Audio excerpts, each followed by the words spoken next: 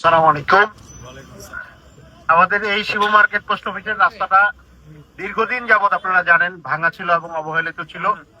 জনগণের দাবি ছিল যে আমরা রাস্তা এবং ড্রেন দুইটা একসাথে করতে পারি কিনা। কিন্তু আমাদের সীমিত সক্ষমতায় এলজিইডি একসাথে দুইটা করতে পারে নাই, কিন্তু জায়গা আছে, আমরা ড্রেনটাও ইনশাল্লাহ করব।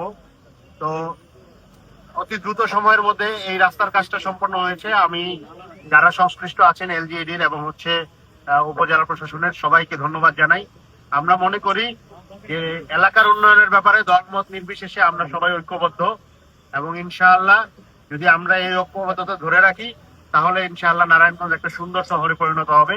সেই সাথে আরেকটা কথাও বলবো, সেটা হচ্ছে কোনোভাবেই আমরা চাই না যে কোনো আসন ভিত্তিক কোনো ধরনের বরাদ্দের বৈষম্য হোক। অতীতে আমরা যেটা দেখেছি ফ্যাসিস্ট আমলে, ওটার ধারাবাহিকতা আমরা চাই না। আমরা চাই প্রত্যেকটা আসনে রাষ্ট্রীয় কোষাগারের টাকা, জনগণের অধিকার, জনগণ উপযুক্ত বরাদ্দটা পাক, তাহলে জনগণের সেবায় কাজ করা যায়। এইটা আমাদের দাবি।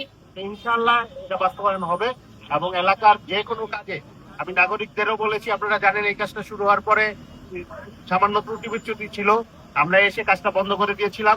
এরপর আবার মান নিয়ন্ত্রণ করে কাজটা করা হয়েছে। তা আমরা এলাকাবাসীর কাছে অনুরোধ করব, যে কোনো কাজে এই ব্যাপারটা আপনারাও কনসার্ন থাকবেন, আমরাও কনসার্ন আছি।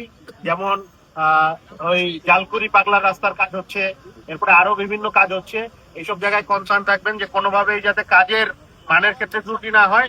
ত্রুটি পেলে আমাকে জানাবেন। এছাড়াও আমি নিজের থেকেও তো মুভমেন্ট করতেছি। তো ইনশাআল্লাহ কাজের মাত্রা, কাজের গতিতে কোনো আপোষ আমরা করব না।